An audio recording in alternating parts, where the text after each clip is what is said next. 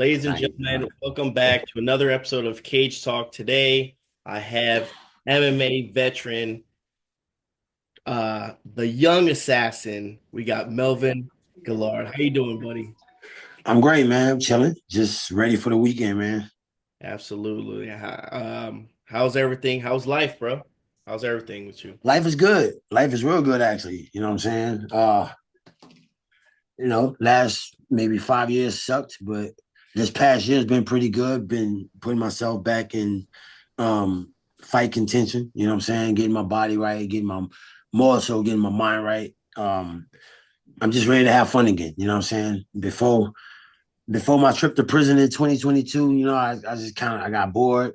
I don't know. I just kind of got I don't know. I guess you could say I just was doing it so long. I mean, I turned pro at 16 and I've never had a break. So it's just I've been just constantly going, you know, making a life for myself. And I don't know, as along the way I got bored. You know what I mean? Shit, at one time I was even thinking about retirement and giving it up. But the thought of me quitting something that I love so much, you know what I mean? This is my first love, you know what I'm saying? This is what I'm attached to, you know what I mean? It's part of who I am. So I don't see myself just walking away from it that easy, you know what I mean? So a lot of people thought I was done. Shit, at one time I thought I was done. You know what I Mhm. mean? I wasn't cutting weight, I was fighting heavy, Mhm. getting myself hurt, injured, So I don't know, I had to come to Jesus, you know what I mean? And had to go rewrite some things and make some wrongs right. So no, this weekend is definitely a part of me right and wrong. You know what I'm saying? Like I'm about to show the world who I am. I think a lot of people really forgot who I am and the things I've done. But I don't care about the things I've done. I care about the things I'm about to start doing again. You know what I mean? So it's about writing a new legacy. You know what I mean? 100%. And you're one of the very first fighters that's still active. I mean, I got to give you props, man. It's not easy to, keep your mind right, keep your body in shape and still compete at a high level. So I got to give you props, bro. I mean, that is again from all the way to you said age 16 and then still being like that's crazy to me. I can't even get in shape for a couple weeks, bro, and you've done it for your whole entire life. So Yeah, from technically from 16 to 30, 38, 39.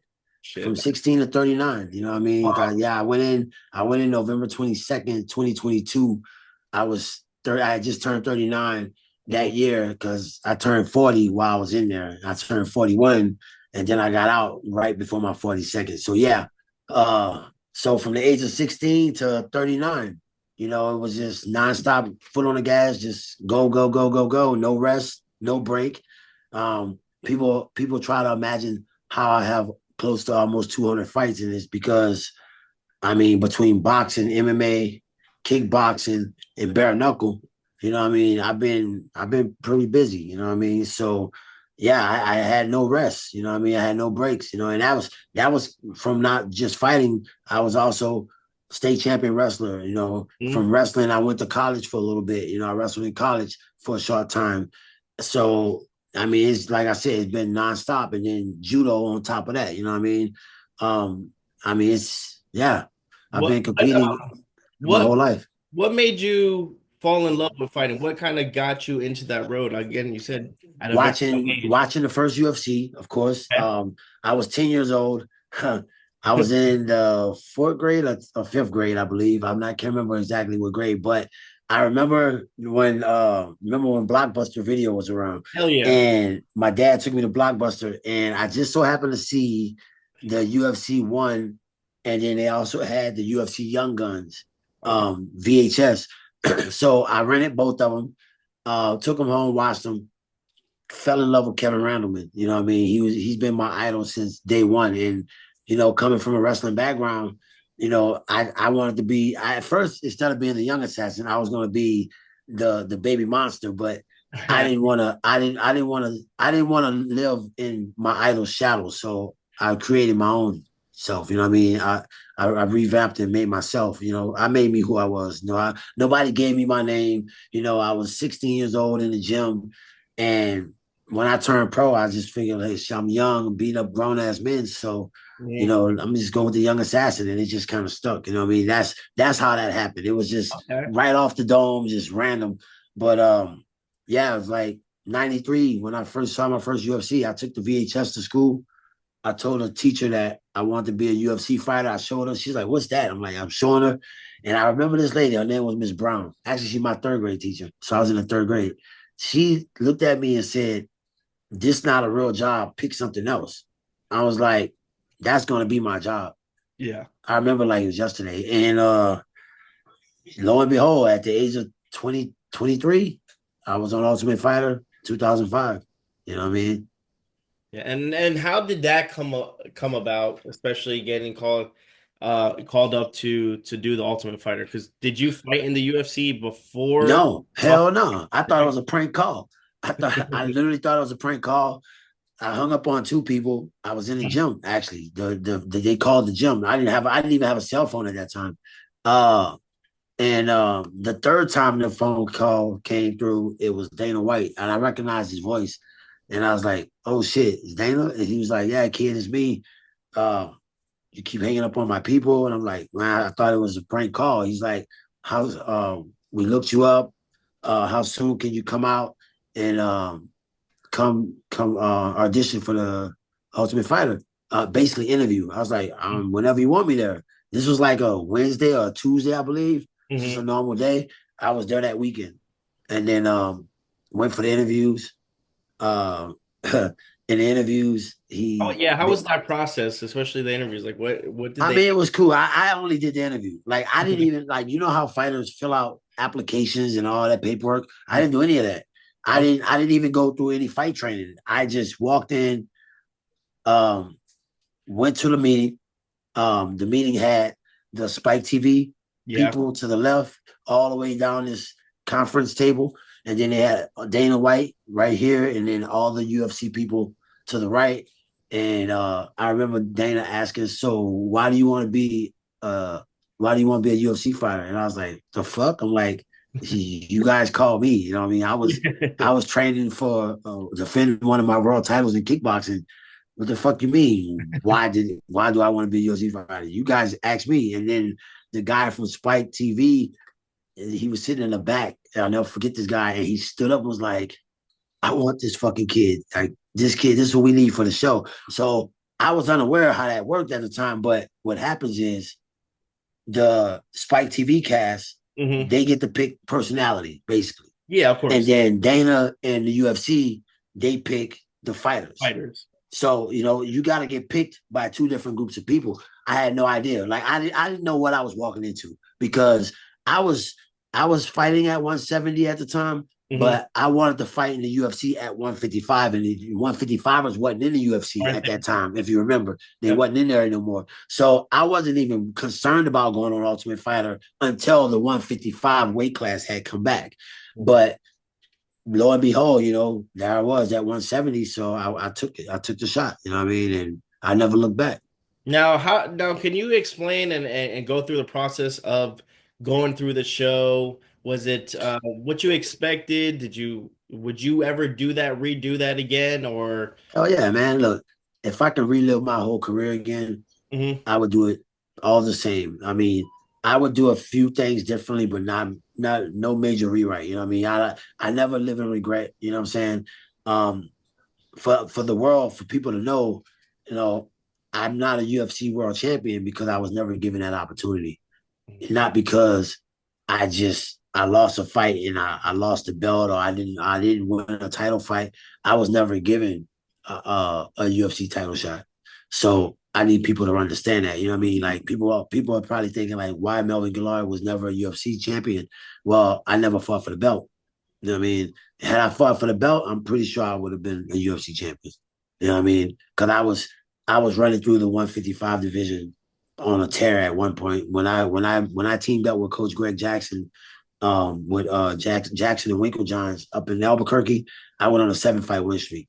You know what I mean? Like, when I was with Coach Greg, I couldn't lose. I mean, the man, him and Coach Winkle, John, they brought something out of me that I didn't even know I possessed at the time. I was just young, raw talent, but Mhm. they taught me to use my brain, slow down a little bit. You know what I mean? And I think that's when I started being wiser. I started learning more about myself as a not just as a fighter, but as a person. You know what I mean? And I started making good leaps and bounds at the time. And then I had some unforced errors, you know what I mean? A couple of uh, incidents in the club with some security guys and got myself in trouble. And I was asked to step away from the team for a little bit. I always had an open door policy though. Like I could have went back, but um, I'm just not one of those people. Once I've enjoyed something and I move on, I move on. You know what I mean? Definitely. I've been blessed enough to be able to travel the world, train with different camps, different people, train with some of the greats. And a lot of people they call it the nomad mentality, but that wasn't really what I was doing. I was sharpening my skills by being able to go and visit other places and train with people who Yeah. I looked up to because even though Kevin Randleman was my idol, Vitor Belfort was my second. You know what I mean? That was how I was able to with just those two people I named alone, I was able to start the base of who I became Yeah. because I was a strong wrestler already. I had judo under my belt. Vitor was the reason why I wanted to become the sickest striker in the game. You know what I mean? And he has every bit of all that reason of why I'm the best, one of the best strikers at 155. I give all the credit to Vitor Belfort because I mimicked his style. Like I basically just I took his style and just made my own, and mixed it in with the Randleman and you got Melvin Guillard, you know what I mean? Definitely. Did you now dye your hair? Is that obviously because of Kevin Randleman or what? Yeah. I. Yeah, Randleman, Yep. Randleman, man, and I was blessed to actually know him as a friend, as one of my mentors before he passed. And he gave me some really good insight. And this was after his career. I met him right around the time I fought Joe Daddy because Okay. he was actually cornering Joe Daddy. Me and Joe Daddy was good friends since Ultimate Fighter. Hmm. So Joe Daddy, I gotta give him credit for two people in my life that been with me, and one still with me was Dr. Tripp, who's my judo coach, and then Kevin Randleman. You know Hmm. what I mean? I would have never met any one of those guys if it weren't for Joe Daddy Stevenson. So, we still like brothers now today, you know what I mean? So, he put two great people in my life, you know what I mean? And one of the people being Randleman, I would have never expected. I still get goosebumps talking about it, but like I get starstruck every time he come around, and I don't know what to say. I don't know Hmm. what to ask. You know what I mean? I'm a nervous wreck, man. And Yeah. you know what I mean? And it was always like that, you know what I mean? And it was sad to see him go. And the sad part was the ironic part about that is he was 44 when he passed away. My dad was the same age. My dad was the same age. So Wow. I don't know what that means, but to me it means something. I just Yeah. don't know what yet. You know what I Definitely. mean? Yeah, I had Joe Stevenson on, and like I said, he's a cool dude, really down to earth, Yeah. like, just really humble, and it was cool to just listen to him because he was talking about when he made the Netflix show. Forgot what it was called right now, I can't think of it, but he was saying that he was part of that and he really enjoyed it. But yeah, shout out to Joe Stevenson, cool dude. That's my Uh, boy, man. let's talk about. Okay, you went on a rampage. Like I said, you fought some of the great. I mean, you fought Don Cerrone, Jim Miller, Roger Huerta, Vincent Tebow. I mean, you went from World Series of Fighting, you went to Bellator, did bare knuckle. I mean, you've done it all. I mean, your career is And I'm still pretty, not fucking done. and you're not Still done. not So done. that's That why. everybody think I'm done. You know what I'm But you're saying? not. I was playing possum. You ever seen a movie? You ever seen the cartoon Over the Hedge when he Yeah, said when you play possum, you gotta die so that you can yeah. live? That's all I was doing. You know what I'm saying? I was chilling, coasting through, making a little bit of money here and there, like basically punishing myself, you know what I'm saying? Hmm. And it was probably meant for me to do that because I was never supposed to be released from the UFC. That was never supposed to happen. Yeah. When that happened, it just crushed me. I mean, the only two things in this world that has ever broke me down to my knees, and that was losing my pops at an early age and then getting released from the UFC. Because when I went to the UFC, I remember my coach Warren Donnelly, my high school wrestling coach, and my first MMA coach ever, telling me Now that we're here, that's the easy part. Now you have to fight to stay here. Yeah. And that was when he told me before I walked out of the back at the old Hard Rock in Vegas for the finale, right before I fought Marcus Davis. He looked me in the eyes and he said, "We here. That's the easy part. Now the hard part begins. You have to fight to stay in." And that's all I ever remember. And whether I won fights or lost fights in the UFC, I won more than I lost. People don't realize that either. I won a shit ton more than I lost in Mhm. my entire career. But for some reason, people like to get caught up on just the losses. You know Yeah. what I mean? And it's okay. You know what I mean? I get it. You know what I mean? People need something to talk about. But why can't people be fair across the board and talk about everything as a whole? You know what I mean? Yeah. It's easy. It's always good, I guess, news for people when something bad happens or something tragic happens. And I'm not just talking about just fighting, but just in the world today. You know what I mean? Everybody always want to get caught up on all the bad and all the negative. You know what I'm saying? I'm just on all positive vibes right now. You know what I'm saying? I don't want shitty people around me. I Or don't want depression around me. I suffered with enough of that while I was locked in the cage for 2 years. You know what I mean? It's yeah. all about it's like I've been when they say they knock you to your knees and you can't get knocked no lower. Well, shit, I beg to differ. You know what I mean? I was buried alive, probably 6 feet under, and I climbed my way out of a hole already. And now I gotta climb myself back up that mountain, and that's all I want to do right now. I don't care about nothing else. I don't care about who's with me, who's not with me. You know what I mean? Back in the UFC days, I had big entourages with me, a lot of people. Right now, I got my two bros. You That know what I'm saying? They rocking with me. And you know what? It's our little trifecta. You know what I'm saying? It's gonna stay that small. I'm okay with that. I don't need fucking 20 people, 30 people, because when I work my way back to the UFC, and I'm saying it right now for the first time ever, when I go back to the UFC at 155, before I retire officially, I'm gonna still keep this same small little circle of a triangle that I have. I'm not gonna need everybody asking me for tables. Because I'm just telling you, man, like, at one time I would go to Vegas. I would ask Dana for 14 tickets. Dana give me 14 tickets. You know what I'm saying? I would fly friends and family out, you know, get them discounts on their hotels. The minute I was released from the UFC, the minute I was released, I boom. probably stopped hearing from everybody. Damn. That's Swear. So that's people don't know what you really go through as an athlete, as a human being. You know what I mean? I mean, I'm not cut from the normal cloth. I get it. You know what I mean? I'm a hybrid of everybody. You know what I mean? I tell everybody that, like, I'm not normal. You know what I mean? I'm okay with that because most people normal is something boring and stale. mhm. There's nothing boring about me. You know what I mean? And when I'm an 80 something year old man, I still want to be this same person. I still want to have this same personality. Just because you get older, don't mean you have to get fucking grumpy and just I agree. grouchy all the time. You know what I mean? Like, that just, why would you take the life out of yourself? You know what I mean? So me, this is my second wave. You know what I'm saying? I had my first wave. This is my second wave. But you know what? I got to do it my way. You know what I'm saying? Yeah. I got to have my career how I wanted it. I didn't have my coaches or mentors or anybody trying to tell me how to do my career. I did it Melvin's way.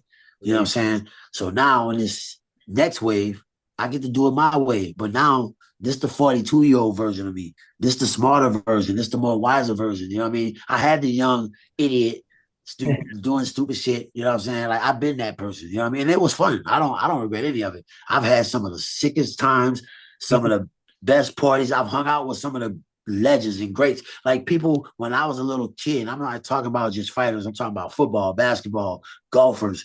Like, I rub elbows with all these legends, all these Hall of Famers, and to them, I'm just little champ. You know what I'm saying? And I'm younger than really all those guys. But as a kid, ask yourself when you was watching football and you see Lawrence Taylor on TV, Emmitt Smith, or Deion Sanders, you know what I'm saying, Michael Irvin, did you ever think for 1 minute that you would be rubbing elbows playing golf with those guys or hanging out with them at the strip club? Hell nah, but I've done it. You Yep. know what I'm saying? So I don't care how people feel about me or what they think about me as long as you respect me. You don't have to like me, but you're gonna respect me. That's my mantra. That's how I live. You know what I'm saying? I like that, man. I like this Melvin Guillard, man. I love this beat. It's awesome, man. I And I love think this beat. especially you're not done. You're far from being done, and I love that, especially when you get like this kind of like reawakening and stuff, and you got a good head on your shoulders, man. You still can crack. You can still do it, bro. That's the thing. They're gonna see what I'm about to do to this kid. I look. It's not about getting a W tomorrow, Saturday. It's not about just getting a W. Fuck that W. I'm going to win. It's how I'm going to win. There you That's what I care about. You know what I'm saying? Every time I stepped into the UFC, why Dana and everybody loved me so much was because they knew when I stepped in that cage that they were going to get some fucking fireworks. go. Agreed. I am going to fucking put this kid in the hospital. I'm It putting him in the hospital, bro. And you know what? If he never fights again after that, so be it. I don't. I really like. It's going to be just straight violence.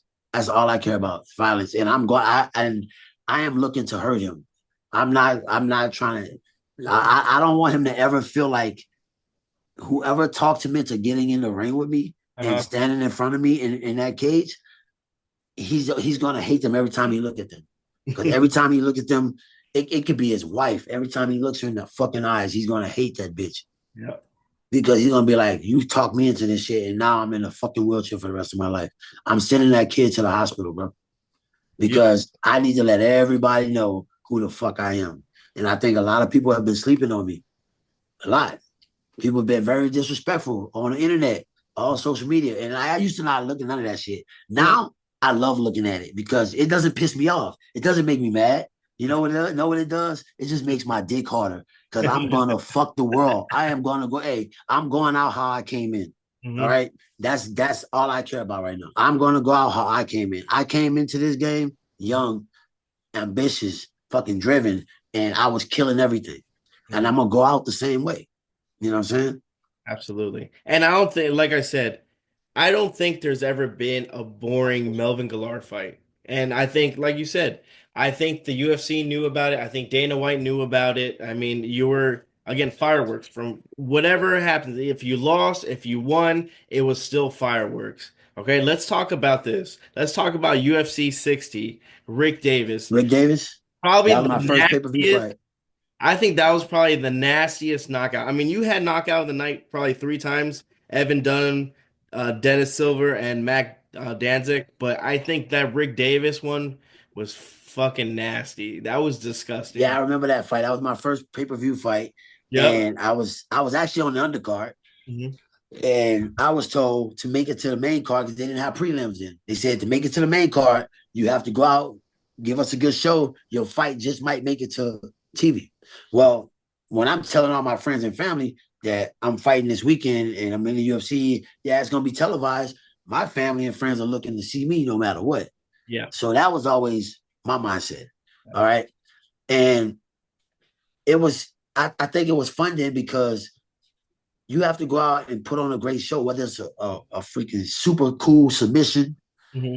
whether it's a fucking badass knockout, something amazing.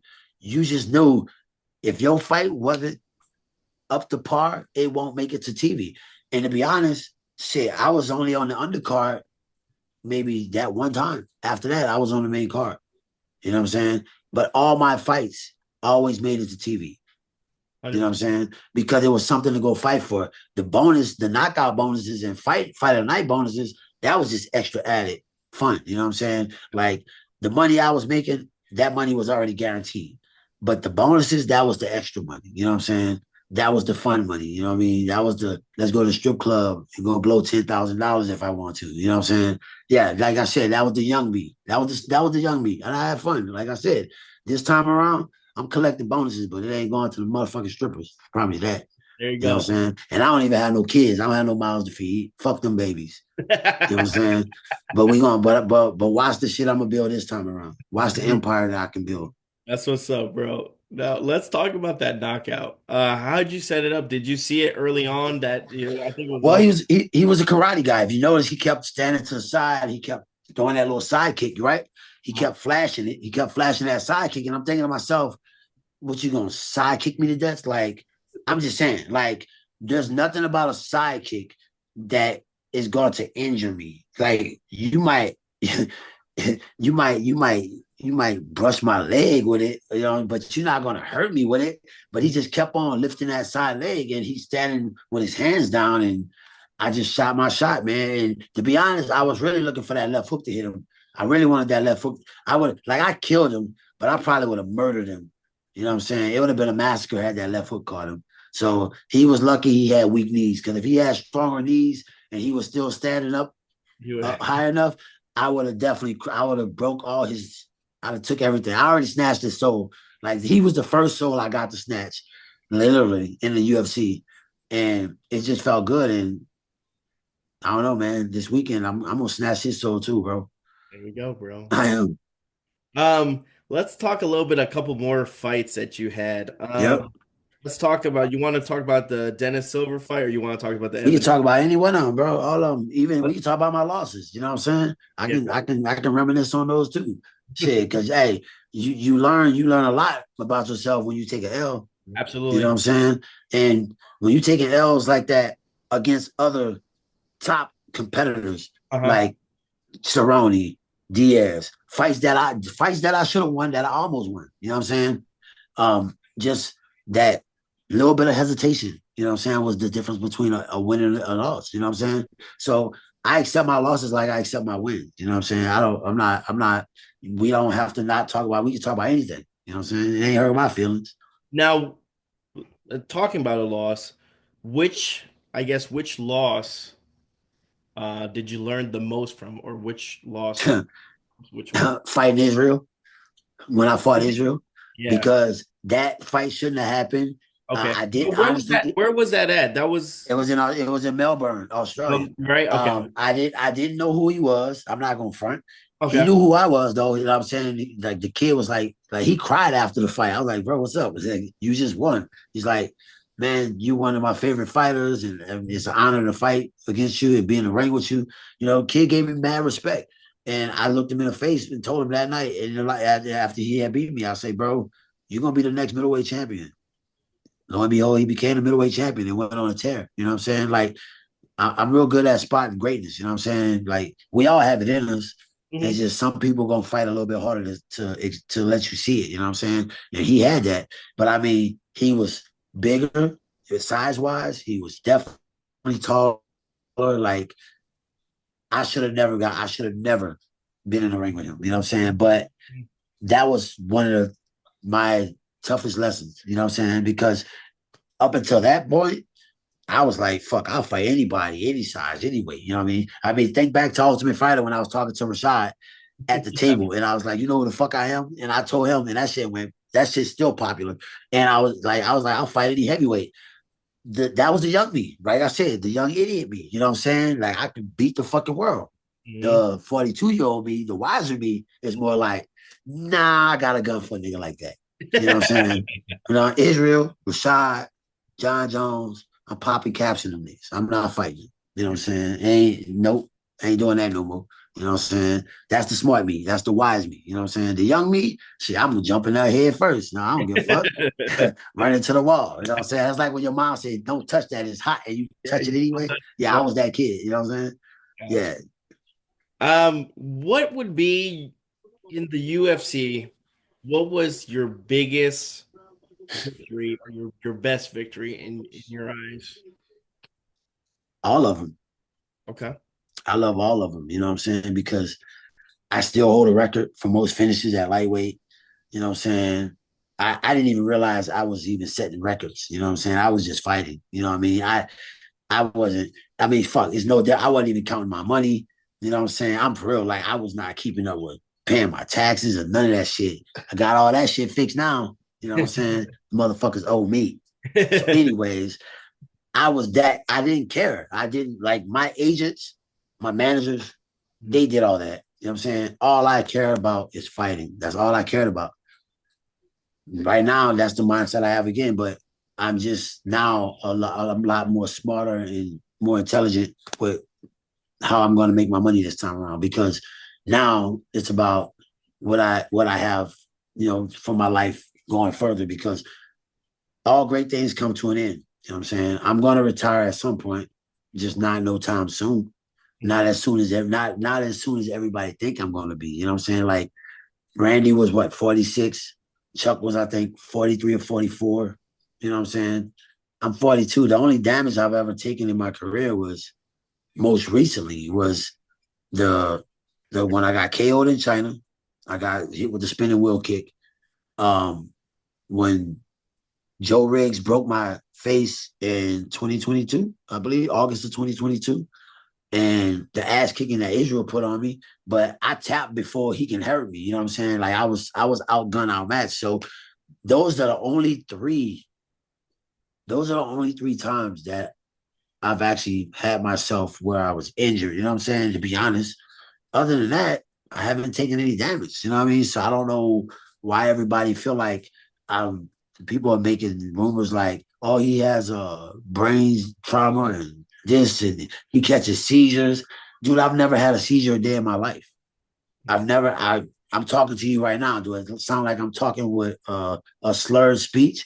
Exactly. So, there's all kind of rumors and shit out there. Like I would love to put to bed, but I don't have the energy and the time for it. Yeah, But when I have moments like this where I can, you know, get it all out. you can say something, but if you listen to me talk right now, I don't hear nothing wrong with me. I don't sound like anything's wrong with me. You know what I'm saying? My brain is working fine. You know what I mean? I've never in my life caught a seizure. Not ever. You know what I mean? So I don't know. You know what I mean? But for some reasons, there's some people out there that just want me to be mentally ill or sick or messed up. And it's fucked up for people to want people to be hurt like that. You know what I mean? I would never wish any bad or anybody like that. I'm not that cold. I'm not that heartless. You know what I'm saying? But unfortunately, there's people out there that hate me that much, and they probably really don't even know me. They don't know shit about me. They probably can't even tell you where I'm from. I done lived so many places, but they can't tell you where I'm born and raised. I tell you that. I can tell you. I know. I know. I know. You can thank Keisha for that one. Yeah. No, absolutely, man.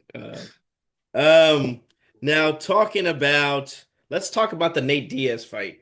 Yep. I think that's a very interesting fight. Um, Kind of walk me through just everything leading up to the fight and then the fight itself.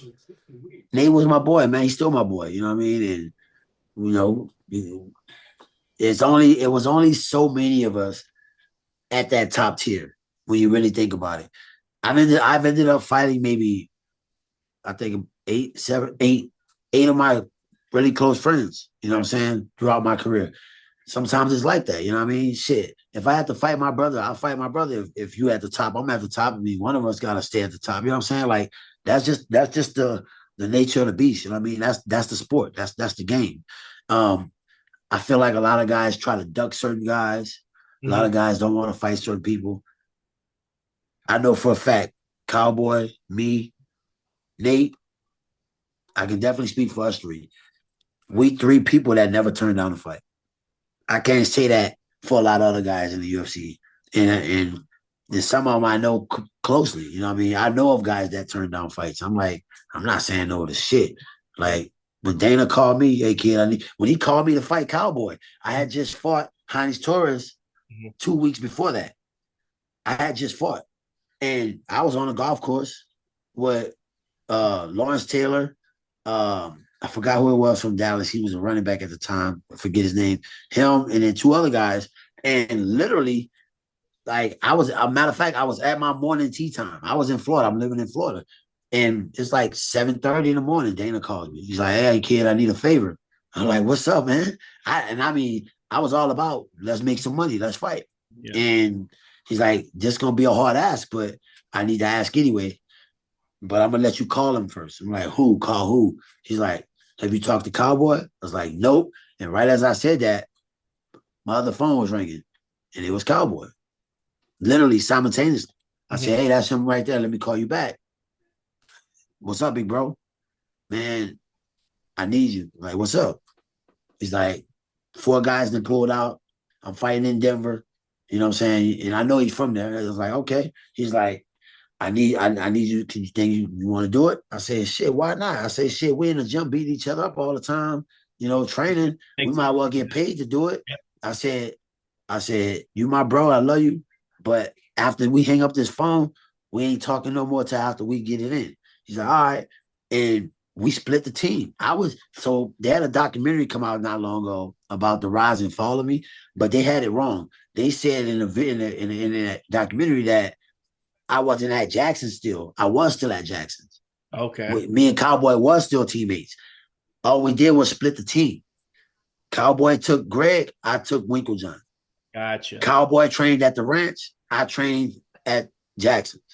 Gotcha. And then we came together and fought. And then I left Jackson's, I think, 2 fights after that because I left Jackson's right after the right before the who was it in Houston? Who I fought in Houston?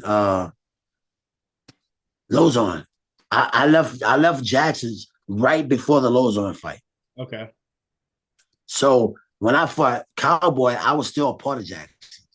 Mm-hmm. That was me doing a favor because 4 guys pulled out and didn't want to fight him. Mm-hmm. Yeah.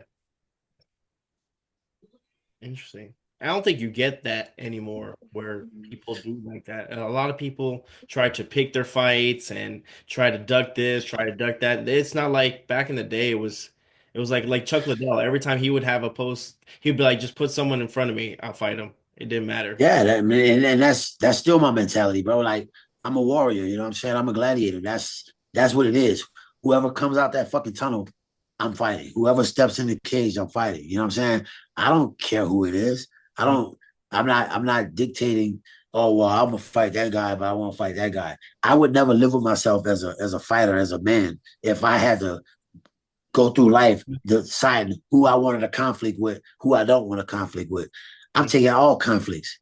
Women, children, elderly, doesn't fucking matter. Handicap, fuck them too. I'm just saying, I kicked the handicap guy out of a wheelchair because he slapped my girl on the ass in the club, and I tried to melee his ass. I tried to kill him. He was only a half a man too. He was paralyzed from the waist down, and I didn't even know until I seen his toes touch, and he fell down to the side, and his seat cushion went one way, and his wheelchair went the other way.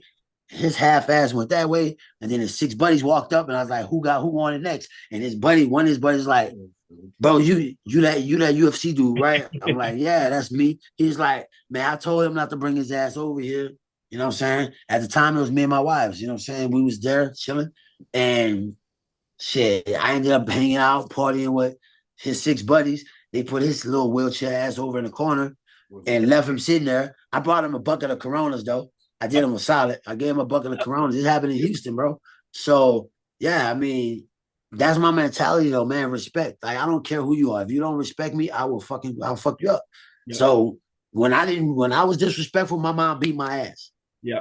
And my mother's a minister. She's a preacher. I'm telling you, she never spared the ride. You know what I'm saying? I'm just saying. So I grew up on tough discipline, man. It made me the man I am, and I thank my mom and my grandparents every day. You know what I'm saying? For the ass whoopings I got, I probably deserved them. At the time, I didn't feel like I did. But I tell you this, ain't nobody ever whooped my ass like my mama. There you go. You know what I'm saying? I might have lost a few fights here and there, but ain't nobody ever whooped my ass. Think about it. Have you ever seen me beat up, bruised up, like looking like Willie Lump Lump? Fuck no. Oh. That's another thing people need to think about. You ain't never seen nobody just flat out just whoop Melvin Guillard ass. You might catch me in a submission. Yeah, okay. You know what I'm saying? I'm just saying. But can you honestly say you ever seen me get my ass whooped? No. And I've had almost close to 200 fights. Ain't nobody ever whooped my ass. I'm just saying. I'm just putting a statistic out there since people want to be statistical about shit. Well, he lost this many fights, but yeah, but who has whooped my ass? And the list of fighters, right, that you fought, like you fought Justin Gaethje, like you fought some killers out there, and so I mean Jeremy Stevens, Justin Gaethje, right there, those are like top of the line. Gaethje, another teammate. You know what I'm saying? Like the coolest thing about my career, I think, is that a lot of these guys you name, Cowboy, Gaethje, Brandon Gertz, I got to be on teams with a lot of these guys. Gleason T-Bow, fought him and then ended up at ATT. You know what I'm saying? Like a lot of guys that they go through their career, and it's just, they've been opponents. They've been opponents.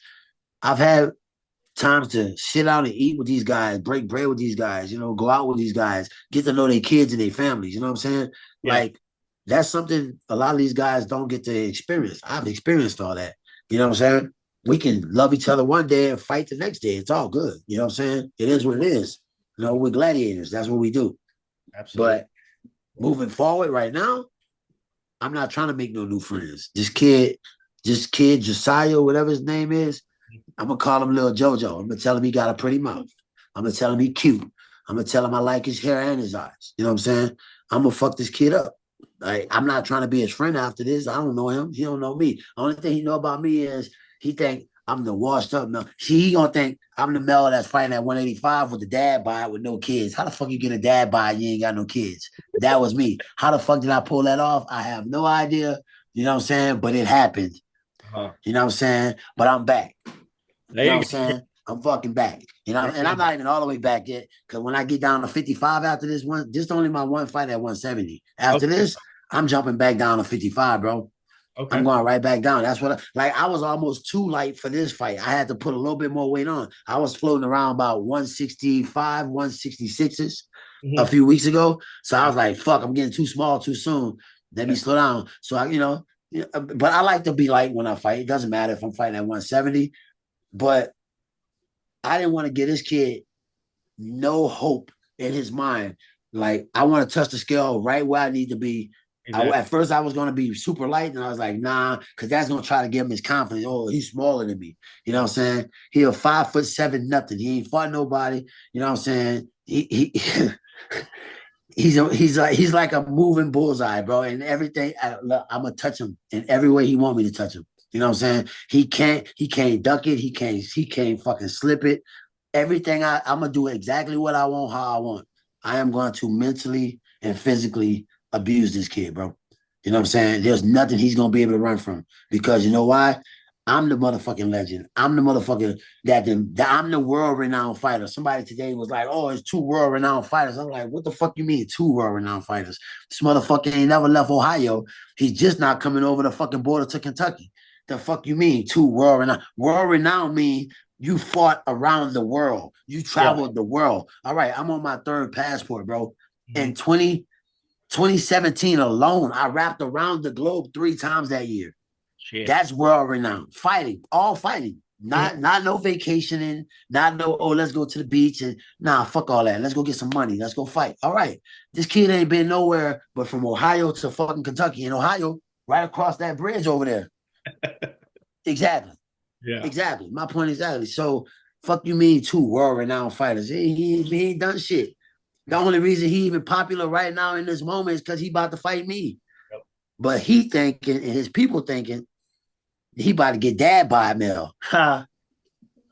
Ha. All We right. see, right? We gonna see. His wife gonna leave him too. Now, after your whole UFC, you went into the world what's it called? World Series of Fighting, and then you did Bellator as well. Can you Yeah. talk a little bit about both organizations and how did you feel in both of them? Well, nobody's ever gonna be the UFC. I mean, I'm talking about UFC. Yeah, just in yeah. I'm talking about early 2000 UFC, not UFC right now. You know what I'm saying?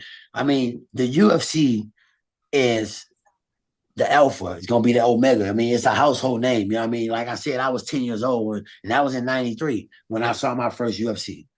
You know what I'm saying? So for me, the UFC is always going to be the godfather, the grandfather. Mhm. Bellator and all those other sports, Bellator was good if it would have kept its tournament style fighting. I Mhm. don't know why they got away from that. But then PFL came and they basically snatched that. You know what I'm saying? Me personally, I like the tournament style fighting. I just wish the tournament style fighting was done like back in the day where you fought three fights in one night. You know Yeah. what I'm saying? That I don't know, man. They just don't make fighters like they used to. Like this is a point I make too. If I wanted to go play football or basketball, and I'm Melvin Guillard, you think I can just go walk on a fucking New Orleans Saints team and say, "Hey, I'm gonna make the team," or the New Orleans Pelicans team, and I'm gonna play basketball? You see what I'm saying? It don't work that way.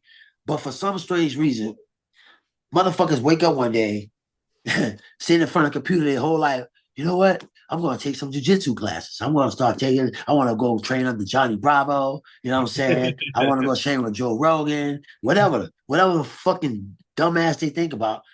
And they go take a couple of jujitsu classes, learn a couple of chokes and shit. And then all of a sudden, out of nowhere, I think I want to be a pro fighter. What the fuck? Yeah, Think about that. I get Think it. about that. That's not how this works. You know what I'm saying? Fuck. I love playing golf. I'm a single digit handicap. But you think oh man, I wish I could just be a pro golfer right now.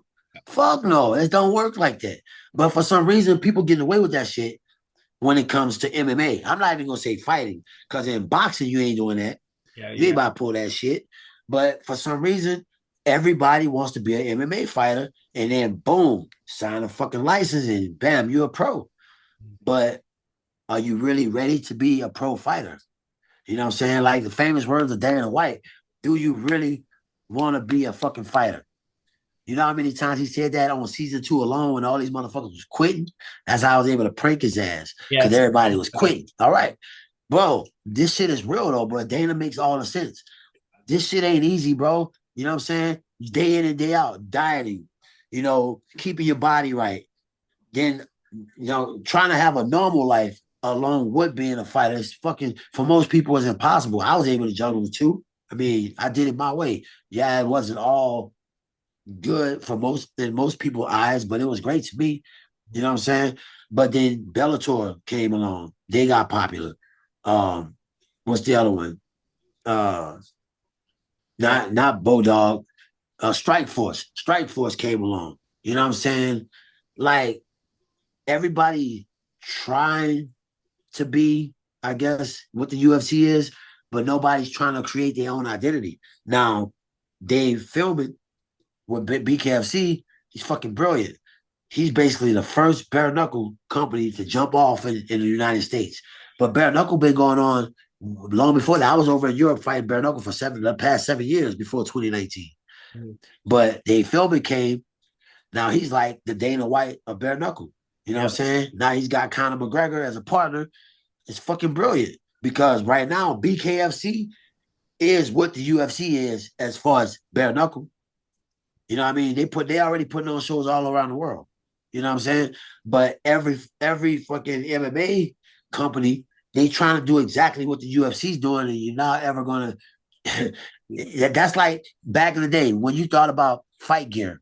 What's the first fight company you think of? Thank you. Tap out. My boys, tap out, right?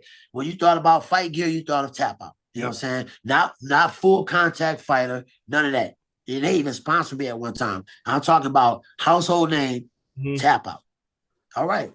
When you create something and it blows up like that, nobody can you can't repeat that. You can't repeat. You know what I'm saying? Lightning doesn't strike twice like that. You know what I mean? So hands down, the UFC always going to have the edge because it's the UFC. Yeah. You know what I'm saying? Now, me personally, I was a really big fan of Pride because I love the way they set up the rules. I got the fight for them. It wasn't Pride at the time, it was Rising. Okay. That's actual Pride. All right. Mhm. So you get to negotiate your fight at the fighters meeting. Oh All wow. right. No, you want elbows? If you got elbows, then there's no foot stumping. You want foot stumps? Then there's no elbows. All right. You want to wear shoes? Okay. If you wearing shoes, you can't kick to the face. I swear to God, bro. Like, but you talking amongst the ref and the guy you're about to fight, Okay. and you can agree. You agree on it right there. You sign, and then boom, it's on the dotted line. I Interesting. fucking love fighting in Japan. You know what I'm saying? Like that's some samurai shit. You want a fucking samurai sword, or you want the fucking meat cleaver? You know what I'm saying? You pick. I'm just saying, pick your weapon. You know what I'm saying? Like the Japanese, they do it the right way, bro. You know what I mean? And to be honest, I don't think the UFC can compete with that. But when it comes to Rising, people here don't know about it. They don't. But over in Japan, over in Asia, Huge. man, look, bro, I love fighting for those people because I'm in a arena with over 100,000 people, the Tsunami Dome, and I'm talking like you can drop a pin drop and hear it. If you dropped a bottle and broke a bottle, you would hear that shit because everybody's quiet, and then when something happened, people cheer, and Well, then people go back to the being crowd quiet. is also educated on Yeah, because what's it's out there. because it's a martial art, and that's what they're built on. You know what I'm saying? Like the respect, the honor of how they treat their fighters. Like not even just at the fights. I'm talking about leading up to it, from the Mhm. moment they pick you up from the airport. Like That's you what's treat up. it like royalty, bro. You know what I'm saying? I'm like Prince Akeem, motherfuckers dropping rose petals at my feet, like that kind of shit. Yeah, I'm just saying, nobody does it like Japan, bro, or Asia, you know, for that matter. But then you come to America, and it's you booing you got the because drunk, loud, yeah, obnoxious yeah, motherfuckers who think they can fight. You know what I'm saying? I'm trying to enjoy watching the fight. Now you got a motherfucker over here who drunk. He think he can beat the UFC fighter. yeah. Bitch, you might as well go fight this whole fucking place. You better off fighting everybody in this place than fighting one of me. You know what I'm saying? Yeah. That's the crazy. So, but I've been blessed to be able to enjoy different companies after the UFC. But there's no place like the UFC, bro. So are you in talks? Because I know you said after this fight and stuff, you're planning on making your way back to the UFC. Was there talks? Have Eventually. you talked to Dana already? No, Or I haven't talked to him, but I'm not gonna have to talk to him. You know how when they picked up that phone and called me out the blue and uh said, "Hey man, you want to come try out for the Ultimate Fighter?" It's gonna be one of them moments again because the plan is I go, I'm gonna rape Josiah this weekend. mhm. I got a little hunter next month in Lafayette.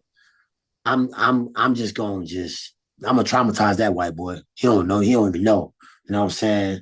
He have no idea what I'm about to do to him, and that's in front of my hometown. Like that's in front of my family and friends. I am about to fucking just run a train on that little booty hole. Um, so I got that and that. Then I'm gonna jump back to BKFC, but I'm going back at 165. Okay. Um, one maybe two fights, title fight. I win that title, I'm going back to UFC. That's the plan. You heard it first right here. Absolutely. And So for everybody that think I'm fucking crazy, and he's fucking tripping. People thought that when I was 16 and I turned pro. So what's the fucking difference? yeah, definitely. Well, Melvin, I just wanted to say I've been a fan for the longest since you showed up. Again, amazing fighter. Like I said, never a boring fight, man. Always Nope. looked up and thought you were still top notch. Like I said, any fight that you are in, it's always exciting. I can't wait. Good luck this Saturday. Actually, good luck for Yeah, the I'll see you. I'll send you the link so you yeah, can tune absolutely. in. You know what Yeah, I'm saying? Watch this raping. You know what I'm saying? I'm fresh out the pen. You know what I'm saying? You don't know what the fuck I did in there. You know what I'm saying? I can't speak on it. You know what I'm saying? That's on bloods. I can't speak on it. You don't know. You don't know what I did in there. You know what I'm saying? You can only imagine. You can only assume and think about what I might have done, what I didn't do, but what I did do. I'm there just saying. you Shit go. happens, right? Yeah, I'm you just saying. All right, man. Well, I want to say thank you so much for coming. I appreciate you coming and talking with me, man. It's been a Man, it's cool, bro. Look, before I leave, yeah, I'm gonna absolutely. thank my sponsors. Here we go. Go ahead. My people from Misunderstood Clothing. That's the neighborhood. My other big dog, Intricate Mode, Intricitty. You know what I'm saying? Y'all be looking for those clothing lines coming out pretty soon. You know what I'm saying? Um, I mean that's about it, man. You know what I'm saying? It's all about putting things back into the neighborhood for me. You know what I'm saying? Absolutely, bro. I can't wait. I'm excited for you, and can't wait to see what the future holds for you, man. It's gonna be the near future. Don't wait. It ain't gonna be that long. Well, do I see where I see myself 10 years from now? I ain't got 10 fucking years. That's the, All there you go, bro. All right, right, my dude. We'll talk later. absolutely.